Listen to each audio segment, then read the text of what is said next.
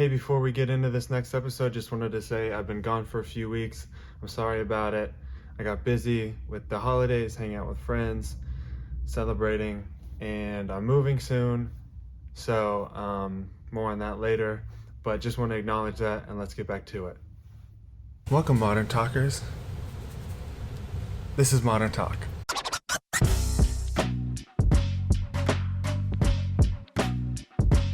Modern Talk.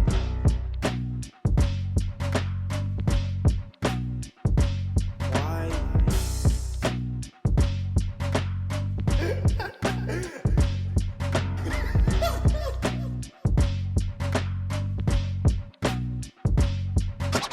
This is so weird because you've been hearing it for weeks now, but I heard the intro for Modern Talk. That's really exciting. It's really cool. You guys should check out Jack Jeter. He just put out an EP, and by just I mean he did like a week ago in my time, but in your time, months ago. But still new. And you should check it out. And if you need anything from him, he's good to work with. So you should. I don't know how many people need like original music, but I mean rappers obviously, but or movie makers. He likes to do multimedia kind of stuff. So he was like excited to do the podcast because it's different. And so if you have something weird like video games, he would love to do. I remember him saying, so if you want to do that, let's do that. And I'll get a cut of it because go to promo code TommyWait / Jack Jeter / video games to yeah, that didn't work, but yeah. I'm in the church again, and they're working on it. So if you hear clankety clank clank, it's because the good people are trying to make a studio here for us. And well, now technically they're putting in bathroom drywall, which is really exciting. But it's way cooler to say they're building a new studio, because they are, but in a grander sense, not in this specific sense.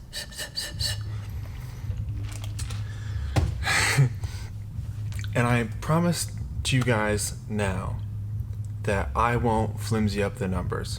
And by that I mean, when I noticed working with content creators that they love to exaggerate and really, I'm trying to think of a fun way to say it, but really yoga up that truth. That truth, man, it gets a matcha tea. Thank you guys, you're doing great. They love rolling out that little mat, getting a matcha tea, getting real sweaty, and stretching that truth. Because they always, not always obviously, but a lot of the time, they love. So last night I was helping someone do a live stream of something, and they said, we have almost 100 people watching right now, and they could see that and I could see that, but the audience can't see it. And what the number was 78. Is that almost 100? Kind of. From the 5-yard line in football, if you run 78 yards, is it a touchdown? No. Is it almost a touchdown? A little bit. You see what I'm saying? I'm really killing it with the analogies. Yeah. Everyone wants to say metaphors, but it's not always true. And I don't think it's true there. But only time will tell. And we'll never know, because your timeline and my timeline is different. Point of the story, I promise to not flimsy up the numbers, which is a cash phrase from Cashing In podcast. But it's so useful. You should use it. Oh, I'm moving the camera. Sorry, guys. Cue the airplane. It's just such a noisy place without even other people here. So I wanted to finish flimsy up the numbers. I promise. It's useful because it's a fun way. Everyone kind of gets it at first. They're like, oh, okay, yeah, flimsy is like kind of loose, and the numbers is the numbers. So I've been wanting to watch for years again The Karate Kid, and it just never happened for whatever reason. And it's not on like regular streaming places. I had to buy it, and maybe that's part of the reason. And I don't know why that is. It's obviously a classic, and the new spin-off, whatever you call it, Cobra Kai is out. So you think they'd make that more accessible, or maybe they think, oh, because it's back in the lexicon, that we could charge people for it again because they want to watch it real bad. So I understand that too, I guess. Capitalism. Anyway, so I wanted to watch it because in my mind it was like a summer movie, because they're at the beach at one point, and he's out there sweaty doing the sanding the thing, and then I started it, and literally the first frame says September, and I was like, oh, I guess it's a fall movie. And then I remembered that that he goes to that Halloween dance, and like, oh, obviously this is a fall movie. And I watched it in late August, which is now in my timeline. Eventually we'll have to get Doctor Strange in here to match up the timelines and find the best one, but in my timeline, it was the end of August, so I think September's next. So I kind of accidentally watched it at the right time. And for some reason, my last ex, wanted to watch it together, and we never did. And so that kind of cuts the tension real nice when it gets like, more deeper. And you don't you don't want the tension, but you kind of have to go through it. I wonder how much you could hear. You probably could hear everything. So yeah, since we both wanted to watch it, obviously that like made me feel some type of way. But I was like, I finally get to do it, and I get to do it by myself, and I don't have to worry about anyone else. How they feel about it. What would they think if I cried at this part? Stuff like that. Even though I usually don't even think about that, especially with a girlfriend. But I told you that story with Pete, though. And I wonder if he even noticed, or if he wondered why, or he knew why. Maybe we'll get him on the podcast again and ask him what he thinks. But my assessment, because you never know, it was made in 1984. Does it hold up? Is there things that's like, ooh, shouldn't have said that? Or is it, the effects are bad? Or, wow, the story has changed in the last 30 years-ish? Anyway, so it's the perfect movie. It's the perfect movie. It's so unbelievably good. You should watch it again. It's $3.99 or whatever on YouTube, and I'm sure I pay for movies because I'm a movie maker and I respect them, but if you want to watch it on something else, I'm sure you could. If that's the thing that's stopping you, don't let that affect you from watching this perfect movie. First of all, I have notes, obviously. I was like 30 minutes in, and I was like, this is so good. I'm gonna write down everything that's good about it, and maybe I'll make a blog about it to make it feel nicer. But long shots, I love long shots, meaning there's no cuts, so it's just the camera. It's kind of like a play in that way. It's this, the scene is from one point of view, and they're both, in it for a long time, and they have to do one continuous good take. So that makes it harder, which I respect more. And it's just cooler. I feel like you don't get, you don't have to suspend your disbelief as much, because you're looking at it like you would be a person, not like, like you're at a tennis match watching two people talk. Oh really? Oh really? I hope I stayed in frame. So the longest shot was, spoiler alerts if you haven't watched it yet. Which, by the way, spoiler alerts suck. I hate spoiler alerts. No, I hate spoilers. Spoiler alerts are fine. They're very helpful, actually. But people say, oh, it was made in 1984. It's been out 30 years. You should see it. But kids, though. I got spoiled. What's it called? Shoot. Yes, I forget. Yes. Bruce Willis. Shoot, dude. Sixth Sense. I was, now I can't even think that. I was spoiled. That's a weird way to say it. Sixth Sense was spoiled for me before I was old enough to even watch it. So in that way, spoilers suck. And there's no time limit on that, because I was watching Friends. Maybe I shouldn't have been watching Friends this young, but in whatever grade, and then I watched Sixth Sense, and I already knew what the thing was. I already knew the whole thing. And that's really loud. I hope it's not too distracting. I'm sure it is. But this is real. This is real life.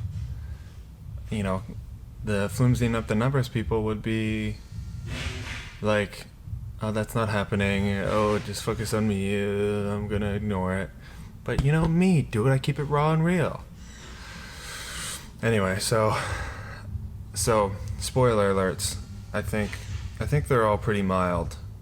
They're real mild. I think actually this is the most spoiler alerty thing. So after the skeleton fight, the fight where Johnny and his gang or whatever, the Cobra Kaiers, as I call them, which I've never had before, but now I do. The Cobra Kaiers. Maybe that's what they call them in the show. I haven't seen the show. Maybe I will now, because the movie was so good.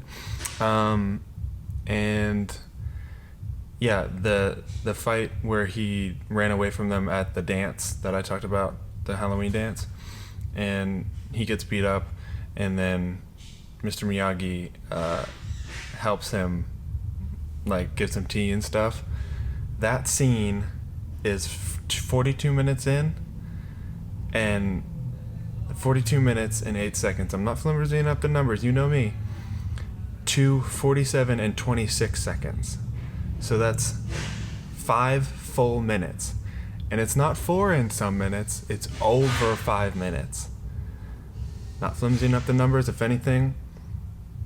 I don't know. I'm stealing up the numbers. It's so tight, it's steel. There's no flimsiness. It's like, you know what I'm saying? Wow, so David Spade. So over 5 minutes, one take, which just doesn't happen a lot. But I feel like, especially back then, maybe even, now I think people respect it more. And Spielberg I think that's Spielberg, right? Who did Goodfellas? I should know this. I'll fact check it later. in your timeline. Well, right before your timeline when I edit this one. Well, hopefully not right before because I'll be real ahead. But in the editing, then when I put it out, so that I'll always have a constant stream for you fellas and ladies. So that scene is a full 5 minutes, and it's just beautiful, dude. I just love that stuff. I already told you why I like it, but Spielberg, I think, was the master of the one shot or whatever. And yeah, Goodfellas, it's a really long shot. It's like a million extras, which is extra talent that we like to be called, because I was an extra a few times. Means like a lot of people in the background talent is what you call them, not extras, not even extra talent. Because if they're extra, they aren't needed, but they're background and they're needed for, to make it feel real. That's what I was taught. Okay, this is what it is. And then the foreground and background, meaning there's something happening right in front of you, and then in the distance something else is happening that's contributing to the story, and it's not necessarily 100% needed to know in the background. I've never heard of this director before, but I'm gonna look him up now because I don't think I did for some reason, but he really killed it. The director and cinematographer, they're my new favorite duo. All right, we cut for sound for a second because they were cutting something. And so foreground and background, I explained it already. So what in the foreground was Daniel-san and his mom were talking in a restaurant, and then they're in front of a window, and then across the street there's a little thing that happens with the Johnny boys. I call them something different every time. The Cobra Kaiers, I think I said. They were having a little thing, and it was something that you didn't have to hear. You could understand just by looking. That is so freaking cool. I was gonna say cool and then on point or something. It's so smart, and it's not, like I said, it's not integral to the story. You don't need to know that for the next thing to happen, but if you do, it's like, oh, it's like foreshadowing. And I just love that. That's what, like, those little details, man, is what makes me fall in love with something or someone. And so connections and flow is another thing that I love that they did. So this kind of goes into the last thing I said. So what I mean by that is there was the fight, his mom and him have a fight in front of Mr. Miyagi's door before they start working together. And it's kind of the impetus to why Mr. Miyagi reaches out to Daniel. And I think today they would have made it even more subtle, maybe. That was a little on the nose, which I didn't mind, especially for a 1984 movie, but I'm just kind of wondering what they would do probably more subtly. They're probably, because it had blue doors. I don't know, they're French or something? French doors? I'm not really great with that stuff, but they're unique looking doors, so I recognized them. And I was like, oh, that's in front of Mr. Miyagi's thing, that's cool. I wonder if they'll, like, obviously that's on purpose, but I wonder if how they'll, because I haven't seen it in, like I said, years. So if I see something more than 2 years ago, I don't remember most of it. I remember the big plot points, like I said. They're at the beach, they're doing the, and then he's getting sweaty doing all the stuff. But that's, I mean, I knew a lot, but But like those little things, especially, I haven't seen it since I learned about how movies are made and stuff. So that's really fun actually when you learn about how movies are made and stuff, and then you rewatch stuff and you're like, wow, this is actually way better than I actually even knew, but I already loved it, which is weird because you can make a movie for like the populace and the people that really really know and are in the inside baseball of of movies. I'm thankful because I have such compassion for these people that are working, because I did that stuff for a couple summers with my uncle, and it's not fun. They're at a point where they, it's their career, so they mostly know what to do and how to do it and all that stuff, and it's just a matter of getting it done. But especially with me, like having no background with that stuff, and having to be told everything to do and then doing it wrong because it's my first time ever doing it, it's not fun. But sometimes it is fun even for me, but I'm sure I'd like to think they could have fun too with it, because they have to do it every day. So that fight in front of Mr. Miyagi's door. Oh, what I was gonna say is, I think today they would have made the doors either more memorable, or, well, I guess they remade it with Jaden Smith. So I might watch that again just because I wonder how bad they messed it up. But anyway, so I wonder if they would have had like a little symbol on his door to make that more for people to be like, oh, that's a Mr. Miyagi door, right? And I think that's maybe how they would have did it, and then he wouldn't have came out at the end because it's too on the nose. Just how I would do it, baby. Hire me to do the remake, the remake. And then so as they talk about when Mr. Miyagi and Daniel become close after that, because of that fight in front of his door, Mr.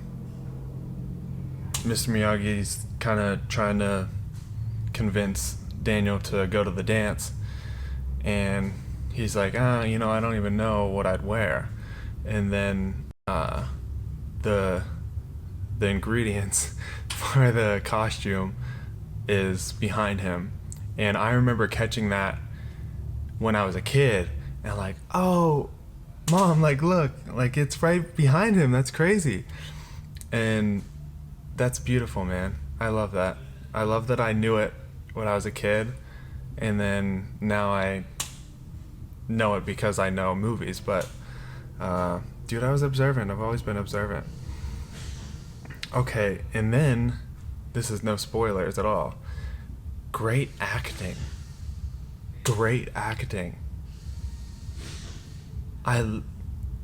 Man, it was great. It could, like, selling this movie could be silly, like, oh, this kid from New Jersey goes to California, and then he has a hard time fitting in, and then and then he does karate and beats up kids, the same kids that bullied him. Like, that could be really corny and stupid, but it's like real emotion, and the long shots help with that, to convey that, because how the acting is consistent, because sometimes through cutting, it's a different take, obviously, possibly, and so they might not have the same exact energy, and then you could feel that, and you're like, oh man, that's they did that months later in reshoots or something. which is, I think that's self-explanatory. I don't like when people say stuff and expect people to know what it means. But if you needed to redo something for whatever reason, you watch the movie and then realize, oh, we need to add this to it, or we didn't get this right. Something happened, either a tech issue where it looks bad or whatever. So they redo everything and get that shot or scene. So that's what a reshoot is. And so since it's long shots, they feel more real because they are more real. It's happening in real time. It's in a timeline even before this, which feels like forever ago, but still, and like I really felt it in them when they were fighting, like in the first scenes at the beach party. No spoilers, but it really felt like they're feeling this. And great writing. It's not overwritten, which especially back then, I think now is when people are, I'm biased because I know I've only lived now, but from what I could tell, it was cool to overwrite stuff and be like really smart with it. Like kind of use your smart writing to make stuff. But now I think it's cooler that because people know more about everything, movie making, and they get writing more, even if they didn't go to film school. Chris D'Elia talked about Handmaid's Tale. It's a cult, and the guy's in power, and the girl is obviously not as important. And she said something about, I thought Utopia was supposed to be better, because he said, when something finally happens, this will be utopia. And then he said, utopia doesn't mean good for everyone. And that's cool. And it's like, wow. Huh. And that sentiment isn't cool, but the writing is cool. And then he follows it up with, that means not great for everyone. And like, yeah, we get that. That's implied. So that's an example of overwriting. But I think people could get the second part from the first part and just delete the second part. And it's like more like, oh. Yeah, so it's not overwritten, which kind of is implicit with Mr. Miyagi, because I guess he doesn't know a lot of English, so they can't make him overwrite stuff. They can't overwrite him saying stuff because he doesn't have it's like L with Stranger Things. Cutting in with a cultural current reference.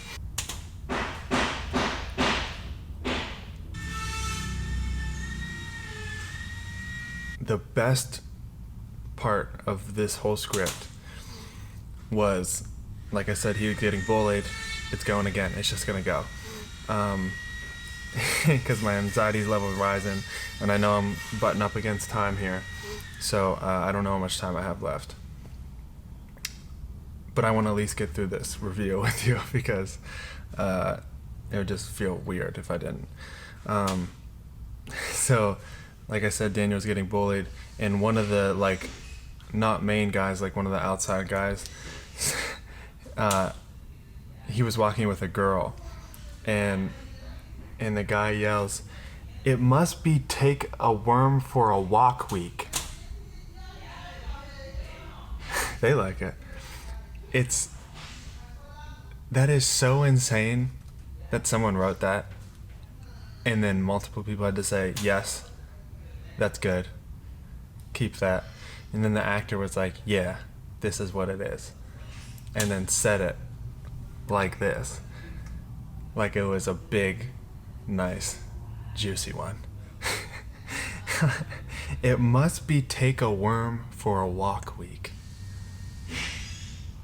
That is so beautiful. I'm using that from now on. I'm using it as a compliment. I'm using it as an insult. I'm just gonna say it as much as I can. That's a hidden gem there in Karate Kid for you. And another thing that they did great with writing was him and this girl had a great date. Dare I say perfect. And it's a montage. They're laughing and music's going. They're putting together. At the end of it, some small thing kind of left a bad taste in the mouth, and I think that's so real. And because in movies sometimes, it's like, oh, gravy, and then it's like, oh, bad. And there's more nuance to life, obviously.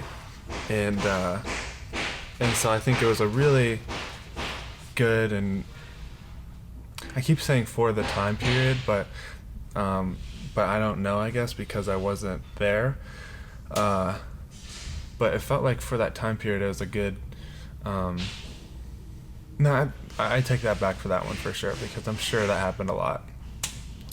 But I'm glad that they used it there, because then you're like, it was I think it was their first like official date. So then you're like wondering, like, do they still like me? Was that too bad of a taste in their mouth? Are they gonna call me back? Especially back then, they didn't have texting, so it's terrible. But terrible in that you're like overthinking stuff. So I really like that. That was really smart of them. And the only thing I didn't like about pretty much anything about it was that Allie, the girl, is cold to him at one point late in the movie. After, this is a spoiler, so do another 20 seconds ish ahead. Allie's cold to him after he sees her kiss someone else. I don't get how that makes sense. I don't think they say that he finds out that she punches him after that, because that little moment was taken out of context. The Johnny guy kind of sexually assaulted her. I guess that's one of the things. It's like 1984, but I guess that happens in movies now too. But trigger warning. But yeah, she gets kissed against her will by her ex, and then he sees just that part and then runs away, and then she punches him, but he doesn't see that, and then she's kind of being cold to him, and then he's trying to get her back, like all nice, like as far as he knows, he got cheated on, I think. So what the heck? And then her friend explains what happened, and then he's like, oh, I'm sorry. I don't know, that didn't feel that. Even when I was a kid, I remember like, why is she, what's but yeah, that's my only thing. And I cried maybe 5 times, like a lot, and I think twice during the end of the last scene, like the last sequence.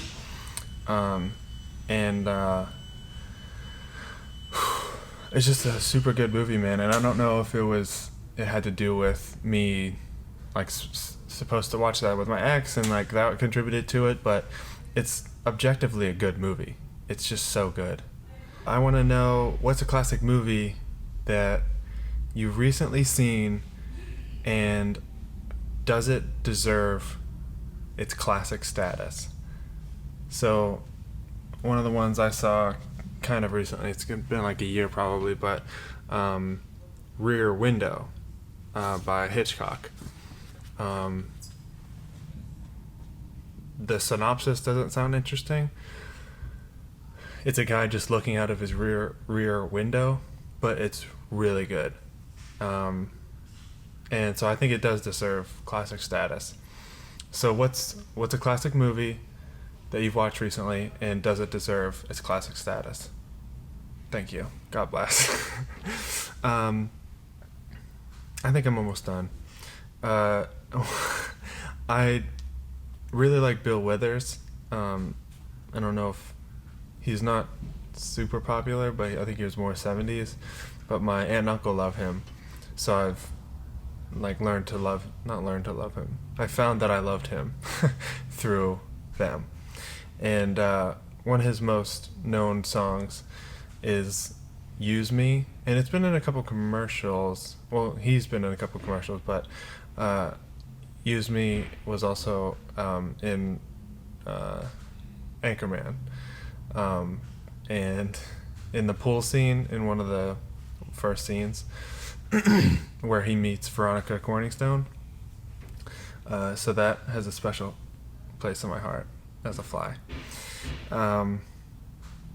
And so it's about a girl who is using him, and at the end, as the whole thing is fading out, he says, so like the more he says of the sentence, the less you could hear everything. He says, "It ain't too bad the way you're using me, because I sure am using you to do the things you do." Oh, the truth comes out. He's just using her for a body. He doesn't say that explicitly, but dude, you toxic. Yeah, dump her. That's my advice, Bill Withers. I know that came out in the 70s, and I'm sure you're still with her, but get rid of her. No, I'm just kidding. Probably wasn't even, probably just wrote the song and didn't even happen to him for real. Which was more okay back then, I feel like. But I don't even know why I'm looking over there, because no one should be over there. Dude, you know what I realized?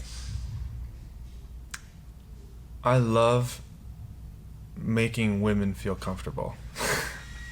That sounds like such a liberal, like,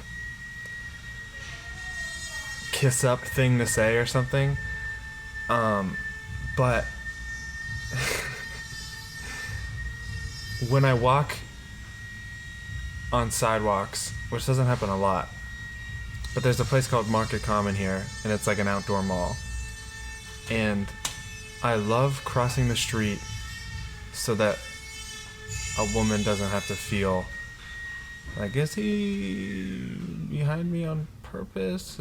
He's kind of been there 30 seconds. What are the odds we're going the same way? She's doing calculations in her head. That stuff would be so annoying. And luckily, I'm a tall drink of water with broad shoulders, so I don't have to worry about that kind of stuff. I don't have to worry about people behind me and stuff. But no one's gonna try me, dude. I wish you would. But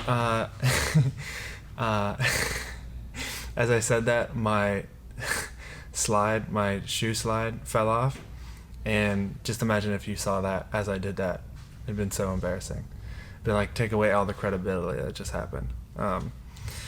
But yeah, so because I'm a tall drink of water with broad shoulders, girls are gonna see that about me and be like, if he is one of those people, it's gonna be tough to get out of. Even if he doesn't even have any weapons, because he's so muscular and handsome.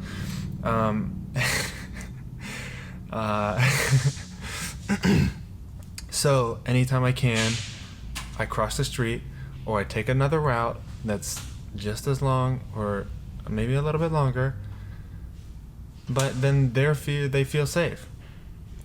And that makes me feel really good, because imagine how much of a relief it is that no one's around you, and You're just chilling. It's a beautiful day. You're going to get your nails done or whatever girls do. I get my nails done. My toenails. But not these. I was showing you. What if I thought these were toenails? And I'm leaving this one for last, this point, because if people, this bothers people a lot, then you can't unsee it. So hopefully by next week, you'll forget about it. But my shoulders aren't even. Did you ever notice it? This one's always up here. Why? And I didn't notice that particularly. Ow. I've been trying to keep it down. Like this is this is as far down as it goes, and it probably looks normal. But this one, that's as far down as it goes. And I think it's uneven. I can't tell right now, but that should be even. And I noticed it with shirts, so I wore this shirt because I'm afraid you can't tell for some reason, but since it should be a straight line here, it's not, because my shoulder's like this, and so that obviously affects the shirt and how it sits on you. So I thought this shirt was printed wrong, but it's really my shoulders are effed up. I don't know why. I think it's an insecurity thing. Like, I read that if you like go like this, like when you're scared, you go like this because you're like protecting your neck. It's like a primal thing.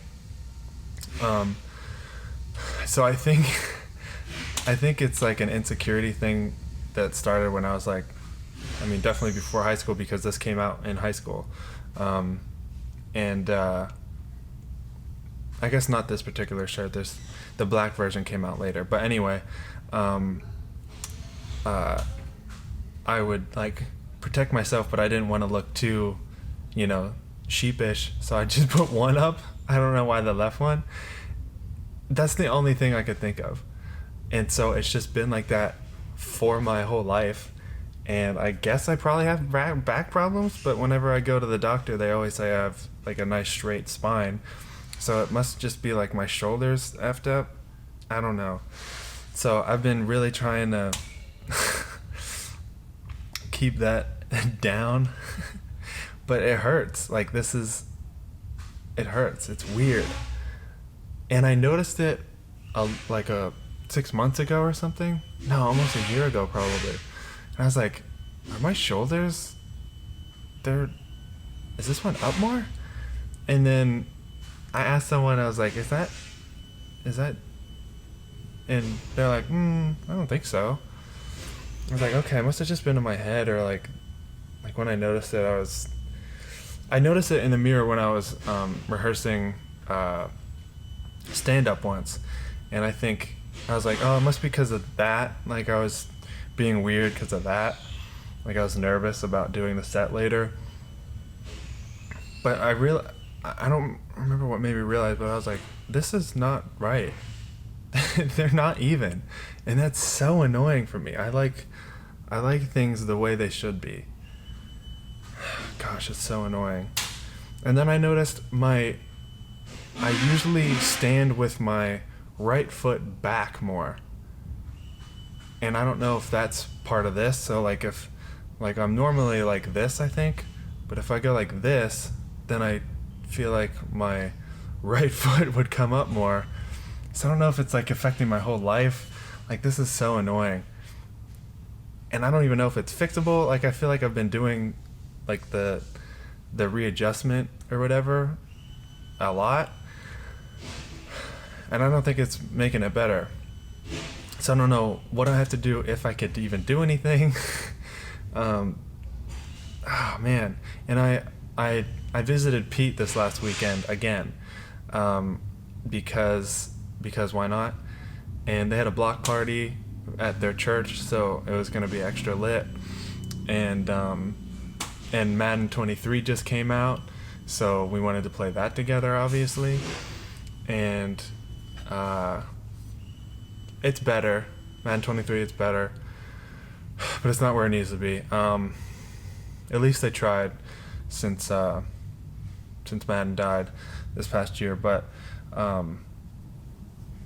yeah, so I was driving 10 hours, knowing this about me, and so like it felt like I tried to the whole time,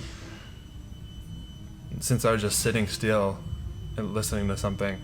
I thought I should practice or try to readjust myself. So I did that a ton. Like, I was in the car 10 hours, so like I'd like to think I did it for at least 5, because I kept like making sure I was doing it. But you never know, dude.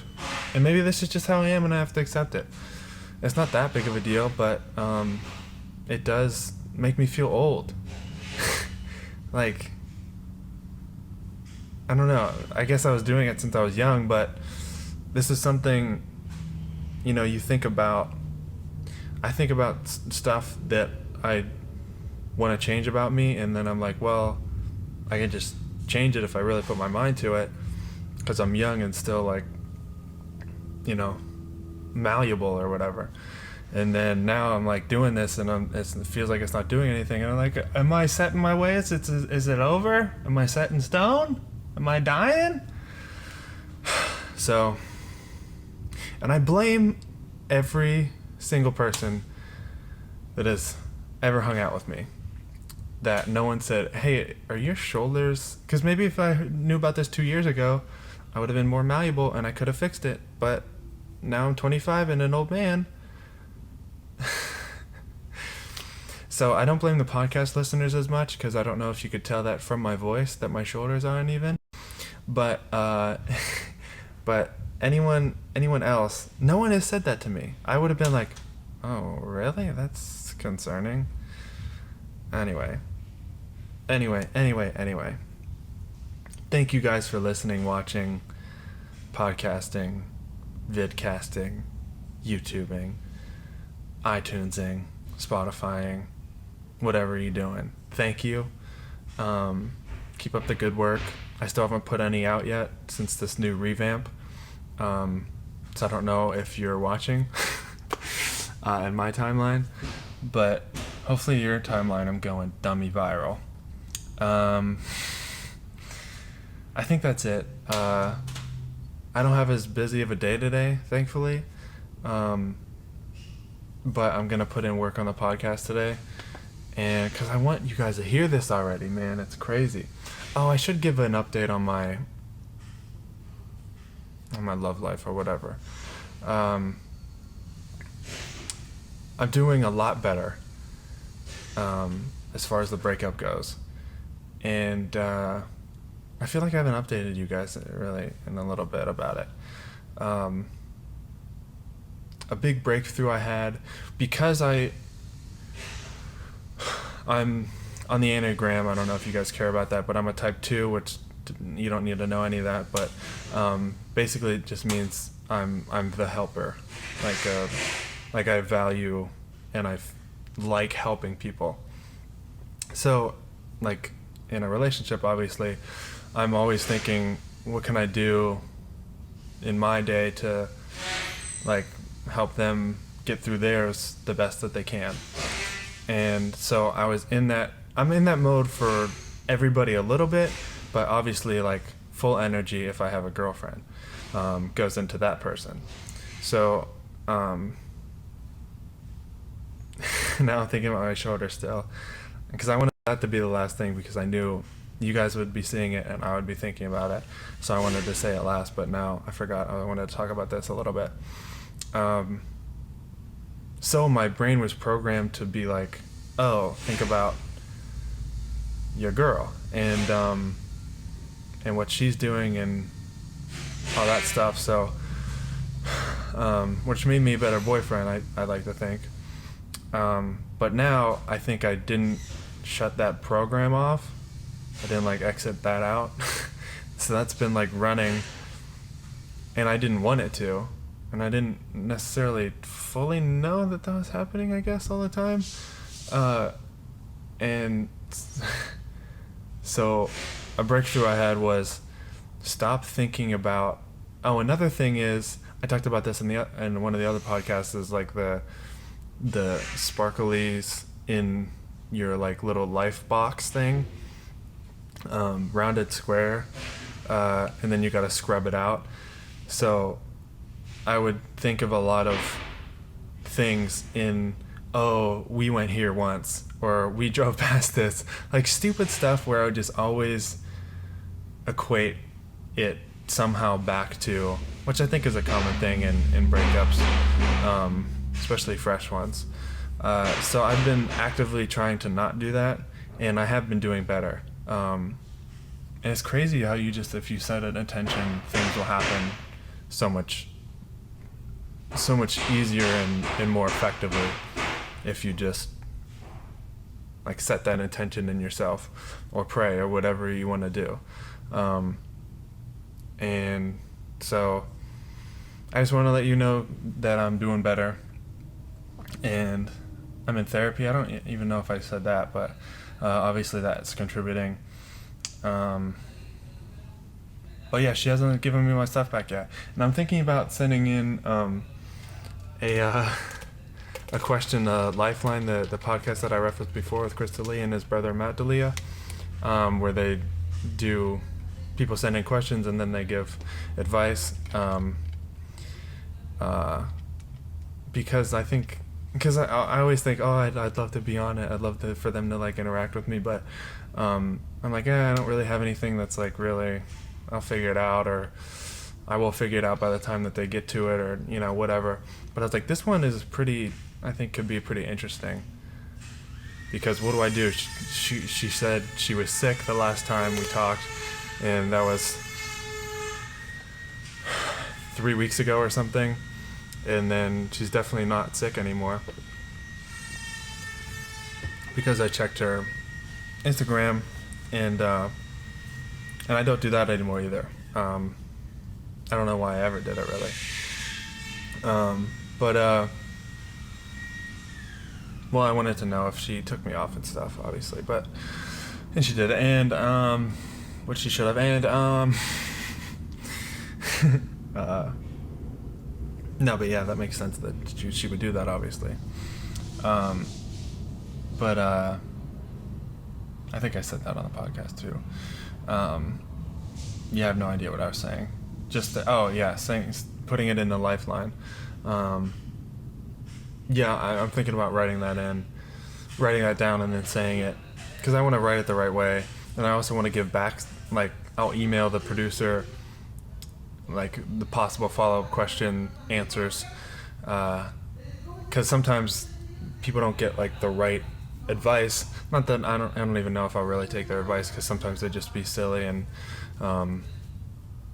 don't have like don't really settle on great advice, which is fine, obviously, as a viewer, but as the person actually wanting advice, and I truly don't know what to do. So I don't know, I guess I'll take what they say with a grain of salt if they even pick mine. Yeah, so it's crazy because a lot of that stuff depends on what the last one was, and if you were first, then that's good, and if you were last, it's like, that's also good because it's the last one they're taking seriously. But if they pick yours like third or fourth, and it was after a funny one or a silly one, that affects how they do the next one. So anyway, that's really probably boring for most people, especially that don't watch that show. So yeah, and if you have any advice or comments on it, whatever, put it in the comments. I'd love to hear about it. I'd love to see your different angle. So now the Modern Talk outro music is going to be playing, and that's really cool. It makes me feel really good, even though I can't even hear it, and I don't even totally remember what it sounds like because I only listened to it once so far. Alright, I love you guys, and I hope this made you think. Keep in touch.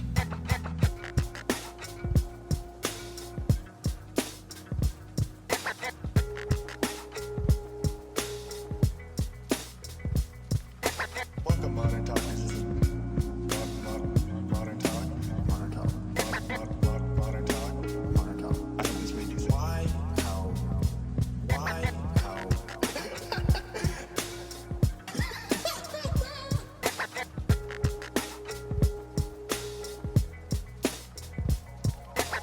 Lord Vape Lord. Hello, I'm part of the Jackson 5.